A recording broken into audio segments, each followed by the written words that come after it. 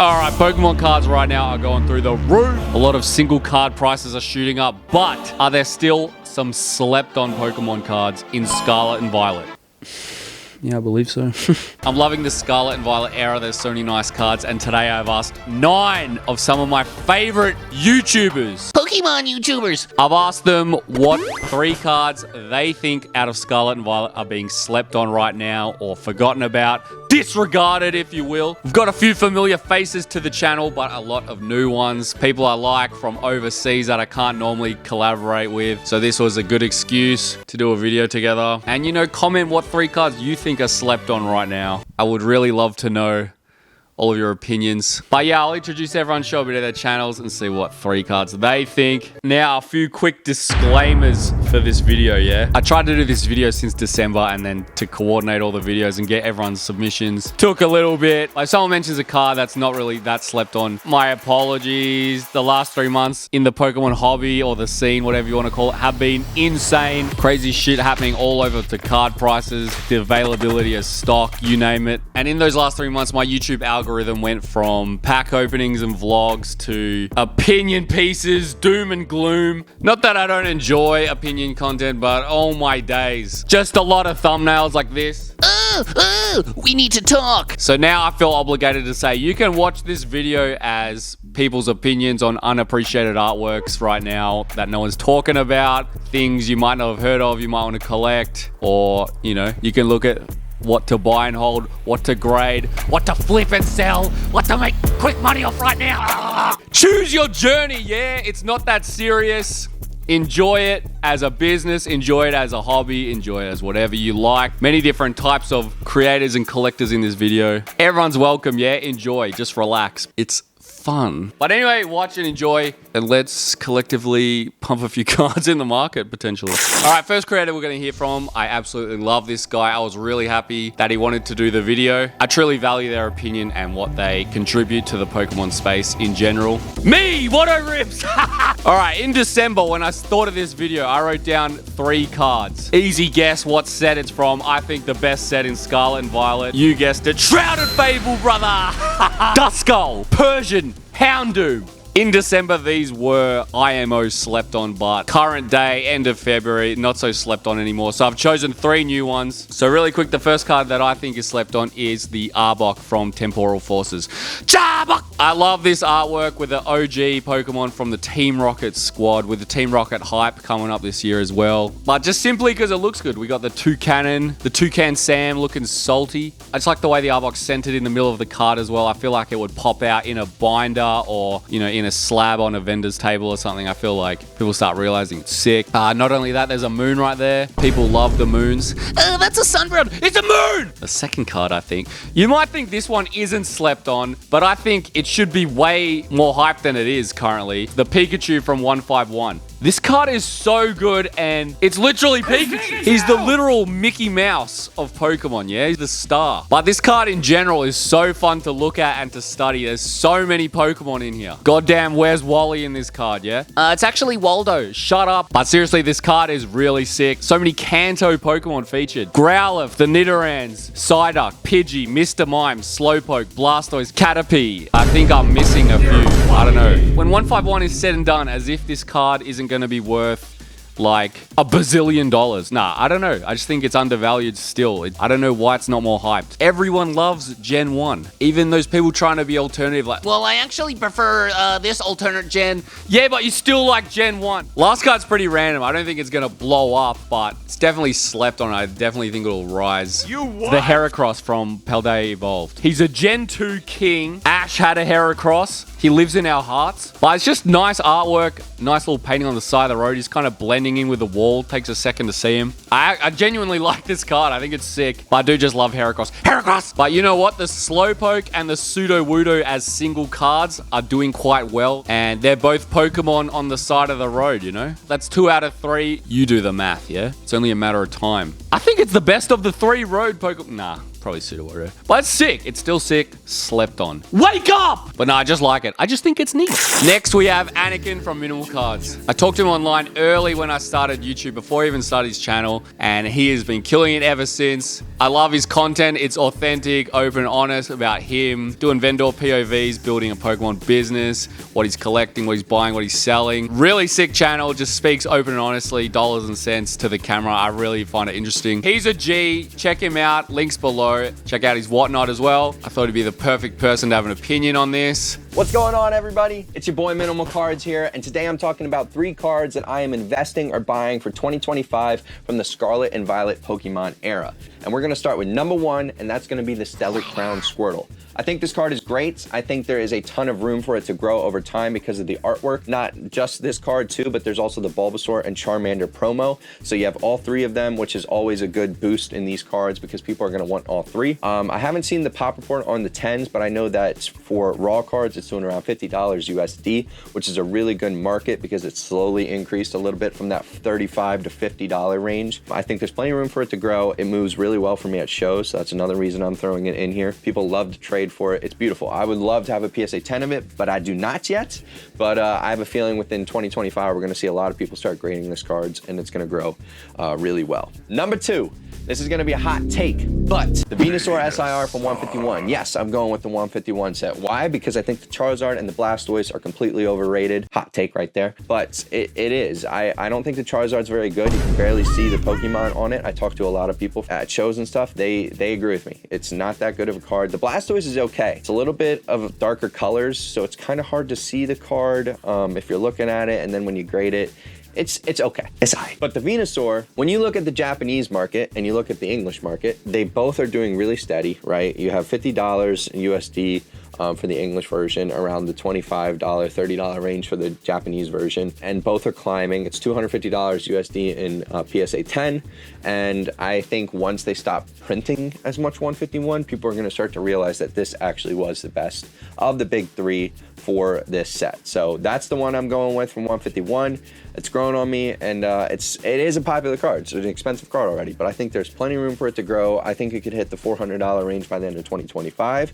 And then my favorite card, all right, let's put on the shades for this one, but we're going with the Gardevoir EX. I don't know if you guys can see this, but put it up here, Watto. Gardevoir EX from Paldean Fates, the SIR. This card is beautiful. There's a Wooper on it, okay? That makes it even tougher. The colors are great. This set has been climbing. The Charizard and Mew are doing fantastic. I don't really think you can go wrong with this set. And everybody loves Gardevoir cards. All right, we got a little something right there. But this set can climb like crazy. And it's just a fantastic card. This is my hot take one. This is the one that I think is going to be doing good from 10/5 to 11/22. So a little over a month. It has gone from $40 to $55, and you can buy one right now for $70 USD. So the market is there. It's climbing. People love the Gardevoir cards. Watto, I hope this helped you out. Those are my 3 cards. And yeah, make sure you subscribe to my boy Watto.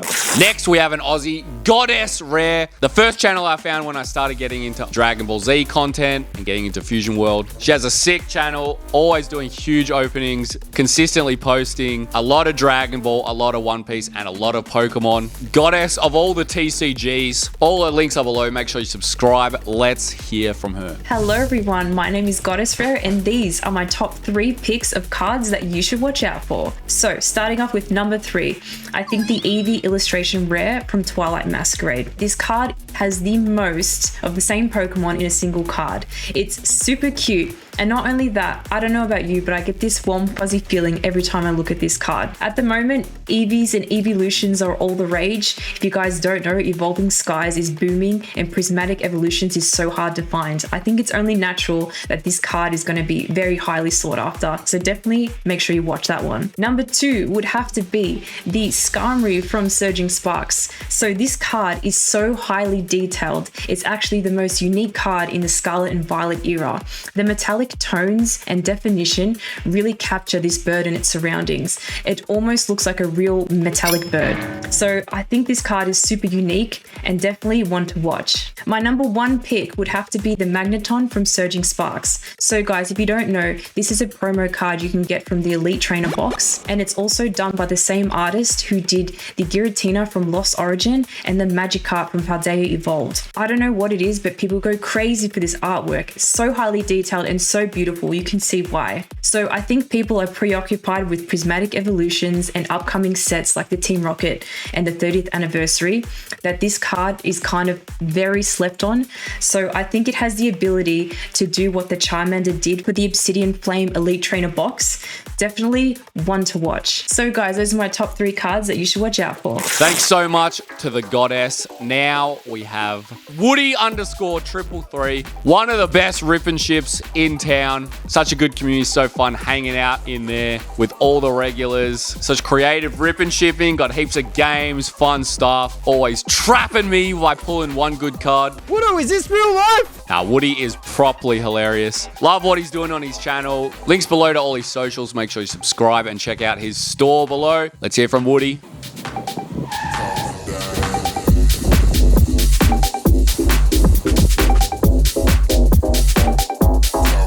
Oh, hey, how you doing? So Watto wanted me to find 3 cars from S&V that will blow up.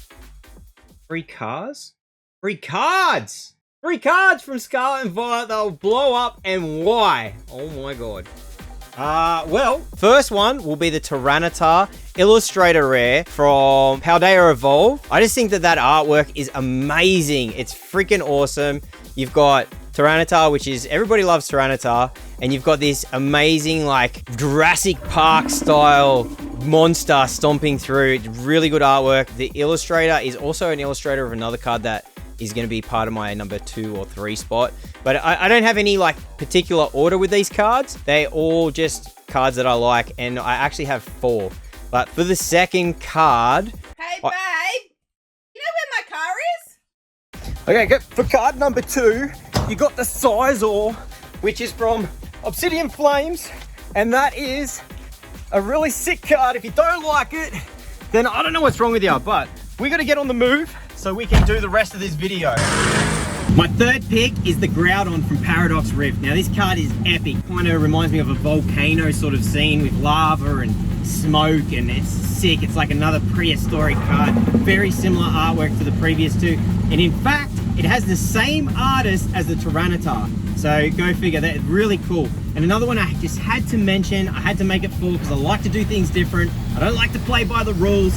My last one's Houndoom from Shrouded Fable. Now I think that card is epic and I just love it. I think it's a beautiful card, and I feel like all 4 of those cards have got definite potential for a value gain at some point in the future. As you know, Pokemon's going wild at the moment, so who knows what the heck's gonna happen.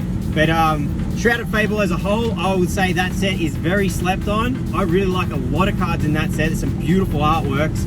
I think it's just the pull rates that hurt it, but I think overall it's a really good set. Appreciate you, Watto. Thank you for reaching out and letting me be part of your video, my man. I'm Woody_333, and I'll catch you in the next one. Hey, babe. I sold your car. You what? What a cinematic masterpiece. I love that, man. Next, another international. We have Stay Happiny. So fun to hang out in her lives. Always doing massive openings. She's killing it. She's just cool. Always a good vibe. Go check her out. Subscribe. All the links below. Make sure you go get involved. Here are her 3 cards. Hi, it is Stay Happiny, and 3 cards that I think are extremely underrated and cards to watch as we continue on in the Pokemon collecting world. We have to start off with Ninetales from Obsidian Flame. What a beautiful card. The tones in it, the whole layout of the card, that center Pokemon and the yellow and golds. I mean, that is such a beautiful card. Obsidian Flames, so undervalued in my opinion. Tons of cute artwork and beautiful, beautiful illustrations. So that's one for me. Another one has to be the Dragonair from 151. Again, the tonal work, the illustrative work, a gorgeous Pokemon. It's just set up so beautifully. The underwater kind of like ruins of the Dragon City. I just really, really love that card, and 151, who doesn't love that? Lastly, I think I'm gonna have to say a card that got me back into the hobby, Scarlet and Violet base. I will say the Miriam. It was my first SIR that I ever pulled, and I remember being so excited and being like, I have to start collecting Pokemon cards again. So that one will forever mean the most to me, and as it becomes harder and harder to get that set, I do think that a waifu card will come out on top, and we always love a pink-haired queen. So those are my top 3 cards to watch. And yeah, the artwork, beautiful. Thanks very much. I actually love the Dragonair also as well. Next, an American, probably my favorite one. TCG Goopy. This guy is truly the slept-on card here. This is the most fun, brain-rotted, high-energy rip and ship live I've ever been in. Go subscribe, see what you're missing. Links below. The fucking dog didn't even do this video properly, but I'm such a fanboy. I didn't even care. I was grateful for these scraps. You think I'll ever hit the big time? Be real. I've never posted a video. My boy Watto Rips hit me up for a collab. I think Happiny did the collab, and I said, nah. Can you list 3 Pokemon cards that you think are gonna skyrocket in value? I don't care! Wiglet, Wug Trio, and fucking Golem EX! Who cares? Buy the cards you like! Shut the fuck up! But I want to post a video and I want to make the content. I want to hit the algorithm. I want to get more subs. Tandemaus is the one that's going to blow up. Is Tandemaus blowing up yet? The IR Tandemaus? Hey, Watto Rips. You know I love you, bro. Tandemaus IR to the moon. Clip it and ship it. That's my boy. Vanillish to the moon. Because who doesn't like a fucking ice cream cone, right? Slept on IRs. I really do like Tandemaus. I like cute-ass Pokemon though. Mousehole, Tandemaus, all of them. I mean, give me all of them. I really am down bad for cute Pokemon. Wooloos, Miltanks are cute. Dude, the mud rolling Lechonk. If the market wasn't so hot, I would be like, I need that in a 10. But I love the IR Lechonk. I think that's one of the few cards I have in Japanese and English. I fucking love that card. Lechonk is my boy. Is Lechonk slept on? Lechonk is one of the best modern day Pokemon, in my opinion. He's so cute. All right, Watto, there you go. You can edit that and put that in your video. Next, we have the man, Axie Pack on Instagram. He's a great content creator and has a Loot World shop, whilst also being a top-tier editor for some of the biggest channels in the space. What can't this man do, honestly? Go follow. All his links below. Let's hear his picks. Yo, what's going on, everybody? So, the answer to the question that everyone has been answering so far in the video. Which set do I think will blow up in the near future? Or which card do I think will blow up in the near future? And I'm talking price-wise and popularity. With one of the most popular cards being this Umbreon VMAX Altart from the brand new set Prismatic Evolutions. But I mean, starting from Scarlet and Violet base set, which I think is one of the most underrated sets ever. It has some of the coolest Altarts like the Miraidon and Koraidon, Gardevoir. It has definitely become one of my favorite sets, especially when the set was first printed. The hit rates were amazing. But I think a card that's gonna grow very, very soon in the future is this right here. This is one of my favorite artworks in the entire generation, and Meowscarada is a really cool starter. And I don't just think this card is gonna blow up, I think every other starter Pokemon is gonna blow up, as well as all the legendaries like Miraidon and Koraidon. But yeah, I think this card is definitely one of the most underrated cards in the entire generation so far. Yeah, honestly, I'm a fan of that Meowscarada card as well, to be honest. It's kind of... Damn, Meowscarada. Anyway, next we have my boy, you know him, Found My Exit. He has one of the best channels around with one of the best communities around, doing 3 videos a week, opening the most insane stuff, not to mention some of the most hectic lives I've ever been in. This man opens vintage like it's modern, I swear to God. Go subscribe and check out the king. Waka waka waka waka, Found My Exit here. Watto Rips, what is up, you absolute legend? What do I think are the top 3 most slept on cards from the Scarlet and Violet era? Well, for me, the era is all about the illustration rares. I think the SIRs, there are some cool ones, but the illustration rares are what are going to be king when the era is all said and done. I think you're seeing it now. The Magikarp, the Groudon, they're ruling certain sets. So honorable mentions, the Sleeping Raichu, the Bulbasaur in my list, but I did decide on my 3 based upon the ones that I think have the most room to move and are already amazing hits in themselves. So I mean, coming in at 3rd for me was the Squirtle from Stellar Crown.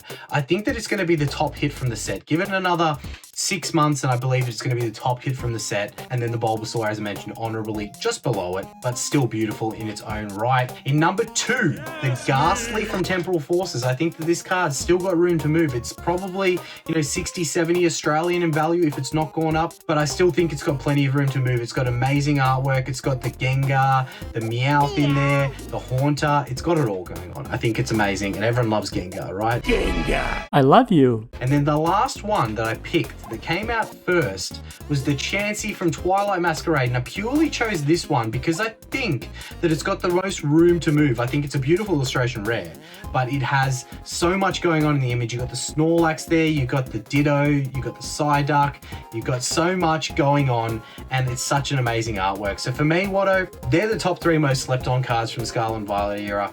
The illustration rares are going to be king. Thanks for having me. All right, this is another slept on channel, honestly. Friend of the channel, 6 Ninetales. Simply the best brain rot I've ever experienced in Pokemon content ever in my life. Honestly, one of the funniest alive. Slept on videos, go check them out. They are great. Big collab coming soon on her channel. Subscribe below. Let's hear from the dark, twisted mind of 6 Ninetales. Okay, literally hi, honestly. Hey, it's me, 6ix9ine. Excuse the white background. I swear I'm not on the psych ward. Contrary to popular belief, I just moved house. Haven't unpacked everything yet. I do like Pokemon. Here's my evidence, I swear. I've been called upon to share my opinions on my top 3 underrated cards from the Scarlet and Violet era. And honestly, twist my arm. Any excuse to talk.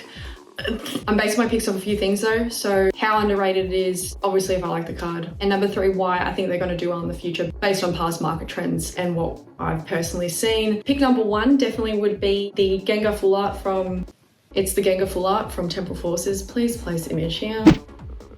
This card is super clean. I love the red and the purple.